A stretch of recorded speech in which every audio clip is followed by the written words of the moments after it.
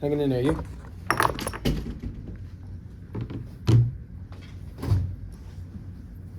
All right, Coach, we're good to go. We got VCU coming in tomorrow night. Tough matchup. Yeah, beginning, preparation on those guys, and quick turnaround for us, especially with the week that we endured. This will be our third game in, I believe, 6 days. So, we're really trying to hone in our guys on being a little bit better in some of the areas that we can control rather than just preparing, per team. And, I think that was a big part of coming out of the Davidson game. What are the things that have to be in check for this one to be a little better? And obviously the things that we're going to have to do. But, VCU's really risen, upper echelon, top tier team in our league. They have a fantastic group. They're going to win a lot of games. They're going to be there at the end to win a championship, contend for championships, at-large berth. They're an NCAA tournament-worthy team, and they're very impressive at every position. They've done a great job of obviously retaining real chemistry guys back, being Shulga, Zeb Jackson, Basmil, Furman back at the 5. So they have a core group of really experienced guys, old, physical guys, and then they really did a nice job, sprinkling in some additions off the red shirt last year. Jack Clark, an Elite 8 starter last year. So clearly we have our work cut out for us.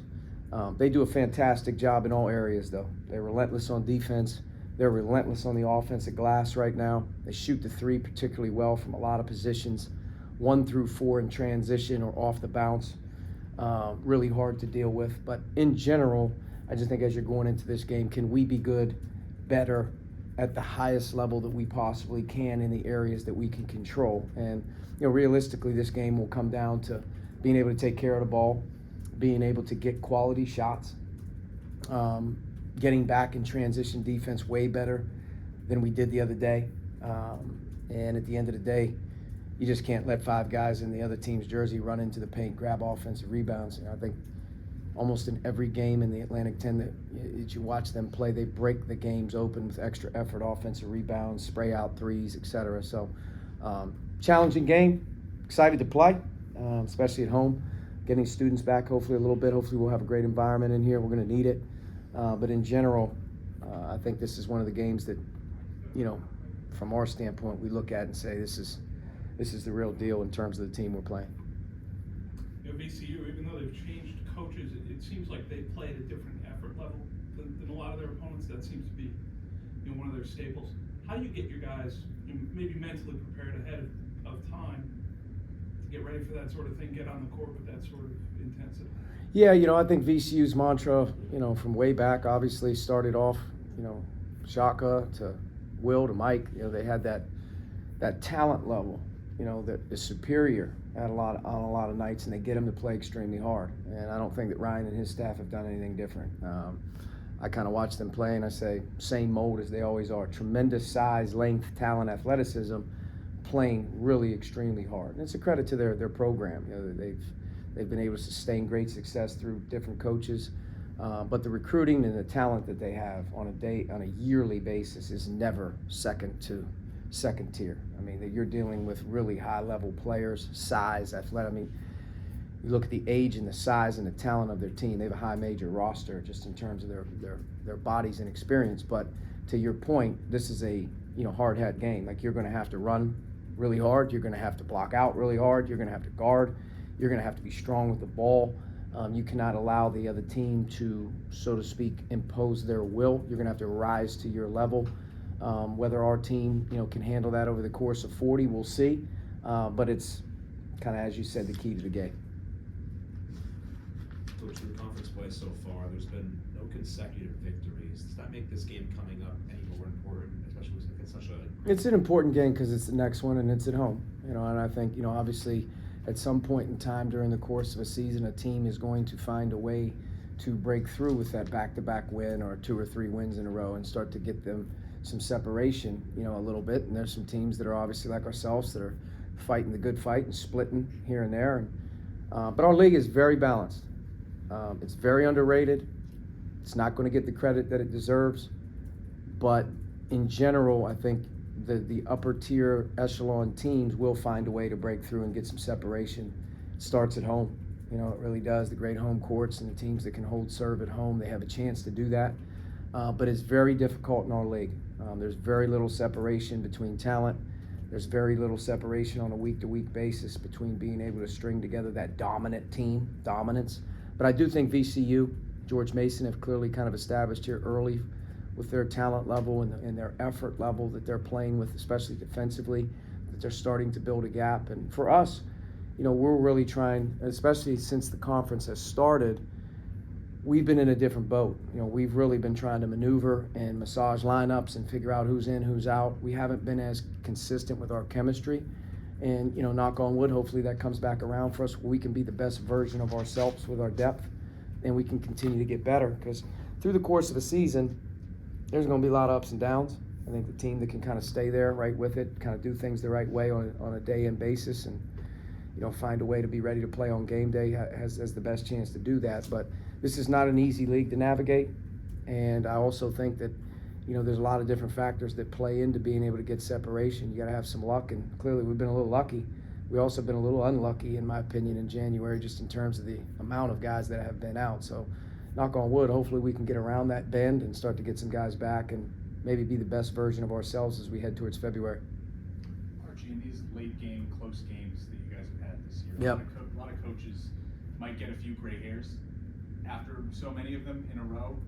What are your feelings like in those moments? Are you stressed? Are you managing time and clock? Are you thinking things through? Is it calm? Like what are those moments like for you on the sideline?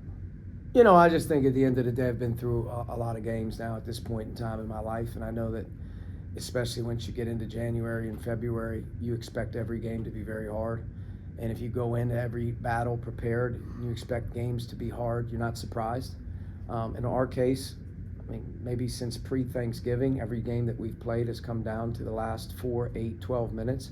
And I think our team approaches things that way, and I know I approach them with that on a game-in basis. You know, we have our timeouts. We're talking about the 4-minute segment, win it. If you don't win it, get the next one, and we're trying to break that game down. We've always been that way. I think it really helps our coaching staff and our players for quick adjustments and also staying in the moment. I talked to our guys very recently, just a lot about, it's about the moment. Breaking the game down into small portions. If you got a timeout and you got 130 to the media, can you win that 130? Can you have, 2 possessions where you get 3 stops in a row? You know, we're struggling defensively or whatever it may be. But for me, it's about breaking the game down and keeping it simple for our players. I expect every game to be difficult. I want our team to be very confident when the game is on the line, just in terms of being able to come through and correctly make winning plays. We've been on the front, on the good side sometimes. Maybe we haven't been great at execution. You know, I look at the last 4 minutes against Davidson with a lead, and we had 3 empty possessions in a row. What can I do to help them moving forward with those sort of things? And sometimes you're lucky, sometimes you're not, but you just want your guys to be confident, prepared that they're able to do what they're supposed to do when they're supposed to do it, when the money's on the line. And sometimes that's blocking out. Sometimes that's running back really fast and talking. And I didn't think that we were really good in those areas on Saturday, and we're gonna have to be much better on Tuesday night. Coach, what would you say the team's strengths are? We're past halfway through the season, either personally or collectively or basketball-wise. What do you think what would you say the team's strengths are? You know, I think, the biggest thing I can give this group is they have a resiliency about them, and they have found a way throughout the course of the year to play, winning basketball. There's a spirit about our group that has been there, that we're in it to win games. We're going to win games, and at the end of the day, I think they believe in one another that we can do it. We've had success in doing it. I think the strength of our team clearly is when we're at our best, is transition game, the ability to share the ball and have multiple guys in the scoring column contribute rather than one guy. And defensively, for the most part, we've been pretty consistent in certain areas that we're able to get stops when it matters the most. And that's helped us. Even the other day when we were really struggling, we found a way to get some key stops and claw our way back and get a lead and whatnot. But we've been a resilient group, and I don't think that you have resilience as a group unless you have some togetherness. And what would you say the weaknesses are? I think, a couple things defensively that we're really struggling with. I think, transition defense, we haven't been good in that area.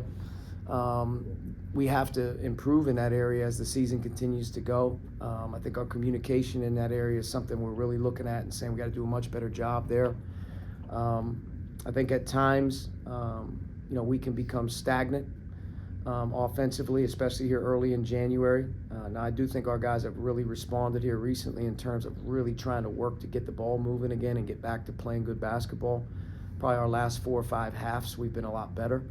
But from a weakness standpoint, I don't necessarily have a bunch of them standing out, but for us, I just think at the end of the day, we can continue to improve in a lot of communication areas. We're not great there. It looked like the last game, they really moved the ball pretty well, particularly from the very beginning.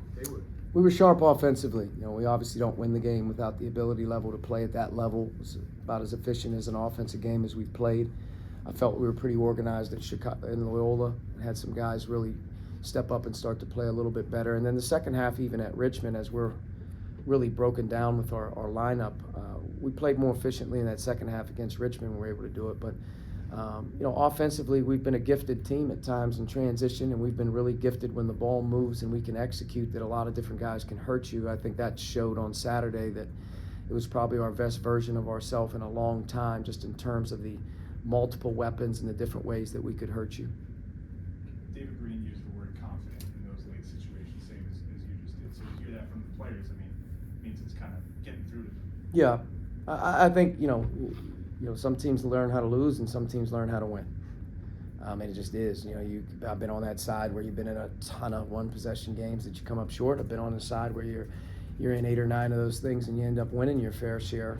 And I think part of it is belief and confidence, but it's about being playmakers at the right time. And we've had playmakers defensively at times.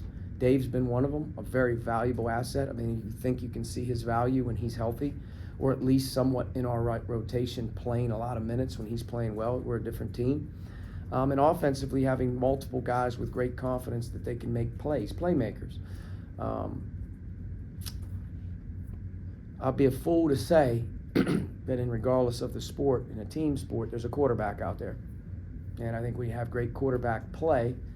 At times things sort of work out your way as a program or as a coach, because it's really hard to micromanage a game. And I think Sebastian obviously plays a big, big role in winning time. He's played a big, big role, not just with his shots, but I think last week, I could be wrong, I think he had 20 assists in 2 games this past week, maybe. And that's where we weren't late, like early January. We were sort of like a one-man band. Now getting him back to playing, a better floor game and scoring. But yeah, winning helps confidence, and I think at the end of the day, we've come up on the good side of a few of these tight ones, and we've been in a lot of them, so I think we're used to them. But playmakers, man, can you make the right play at the right time, offensively, defensively, and hopefully you have a guy with the ball in his hands when the money's on the line to make the right decisions. Archie, can you run down some health updates in terms of school practice today? Tyone Farrell's out indefinitely. He's got I would say a really severely sprained ankle, to the point where it's going to take some time. Leaving the game on Saturday, there was no new surprises. We have 2 ankles that aren't 100%, Jamarcus and Quentin. Quentin, he played on Saturday but did nothing up until warm-ups, so hopefully we can maybe move him back to practice here a little bit where he's getting some reps. I think he's going to play a unique role for us moving forward if we can get him healthy. Jamarcus not 100%. Dave and David, neither are 100%, but both sort of to work their way back into game preparation last week. David obviously no worse for wear. Dave really no worse for wear after Saturday, but more consistency in terms of our practice, I think, looking forward to having more bodies available to help, our preparation and just getting better. So as we move towards, Tuesday night, I know Tyone won't be available.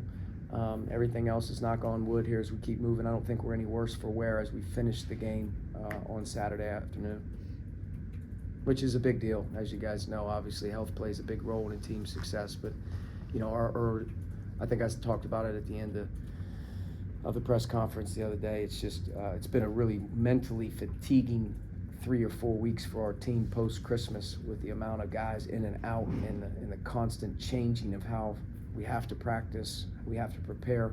So if we could get into a little bit more of a normal routine with the bodies, that would help our players. is the last 5 seconds of the game as simple as give it to Sebastian and let him go? Different scenarios obviously call for different deals, and I think any time that I've been in a part of a team where you have a point guard that can handle the ball the way that he does, if you're ever on the run, if you're ever in an advantage situation where a defense can't get set, I think you let him go. Maybe you're broken down and maybe it doesn't look the part, you call the timeout and then you set up what you want to set up, but you have to deal with maybe changing defenses or something of that nature. I've always believed that when you have a guy with the ball in his hands, the defense is returning back on defense, maybe not as organized. That's the best chance you can to maybe strike, get a foul, get to the basket, whatever it may be. Half-court execution and whatnot, I think that we haven't been in as many of those situations with 5 to 10 seconds left, but I do believe that most coaches are going to put the ball in the hands of the playmaker that they see can make the right play. And for us, we have a couple guys like that I think we can go and play through. But if we're on the run and we're on the move and we have a disadvantage, or as crazy as it sounds, when that ball goes into the basket with 5.8 seconds, a lot of teams are going to call timeout or a lot of teams are going to stop and look over. He was ripping for that inbound play. That's point guard 101. It really is. It's point guard 101. He was ripping for that inbounds play. He caught it on the run and he was right back. And we talked to our guys all about how many dribbles you have per second. He really had about 6 seconds, and he banks it in with about 1.1 to go. So in 4 seconds, he had the ball back at the top of the key. I'm not sure I'm going to set anything up on a full court inbound play. It's going to be any better than getting him on the run. And, he banks one in, and we're lucky and we feel like $1 million. If he doesn't bank that in, I'm complaining that our defense was the worst of the season, So you got to keep in the highs and the lows and keep moving. If we'd have won the game, we're going to approach VCU the same. If we'd have lost the game, we have to approach VCU the same. We have to find a way in this week. More bodies, more health, continue to grow. We're going to have to play at a very, very extremely high level on Tuesday night versus a great opponent in an effort-related game, physicality game, tough game. And then, when that game's over, we're going to have to rinse and repeat and do it again. That's just the nature of the beast that we're in terms of the season. And the teams that do that part well, they usually find a way to kind of keep getting better. And I think that's the quest. Can we grow up in the next 2 weeks as we get to February and maybe start to get a little better in a couple areas? And I know getting bodies back will help that. Sebastian said the other day that he didn't even look at the bench and he would prefer not to call a timeout in that situation. So a lot of that is obviously sorted before the situation. Yeah, I think at the end of the day, when you're on a run situation and you have the ball in his hands, you're gonna let him go and space the floor, and you're gonna either get a step up screen or you're gonna open it up for him, and he's gonna be able to go. Very similar to George Mason, where there's no reason to call a timeout when you have the guy with the ball and you can get your spacing set and let him make a play. And if you lose, you lose. If you win, you win. Or if you go to overtime, you go to overtime. We had a situation, I believe, Richmond, end of regulation, he gave it up, and we didn't get a shot off. So I do think that those situations, especially with how we play, prepare, and practice, quick makes, we're always trying to get it out of the net fast. And in that regard, that was a great point guard 101 of slicing across that baseline, and David just flipped it to him. And, to me, he's going to be comfortable in that situation because that's what we do every day. With tough VCU game, talked a lot about home court advantage, students coming back. Yeah. How important is it to get a full Ruckus section, a bunch of fans in the Ryan Center, to get that home court advantage against this tough VCU team? It's everything. It's everything. When you're in conference play and you're going on the road and you're playing in adverse environments, you want to have that advantage for you, like everybody would. We have a great home court advantage when the Ryan Center is operating. It's been great here every home game that we've played. We haven't had students, obviously, pre-Christmas all the way up until this week, so we need every student that's back on campus getting ready to head to class to hit that Ruckus section and give the added juice, because the students are the vibe. It is, but our PC game, our George Mason game, you start thinking about some of our home wins, they play a big role in it. And Tuesday night, I can't beg enough for the crowd to be there with us, and I think they will. And at the end of the day, I know if we were going to VCU, what we'd be walking into. So I'd like for them to walk into something a little bit hard, All right, Coach, we'll let you get to practice. Thank you. Thank All right, we'll see you very guys. much, everybody. Good luck, Coach. Thanks.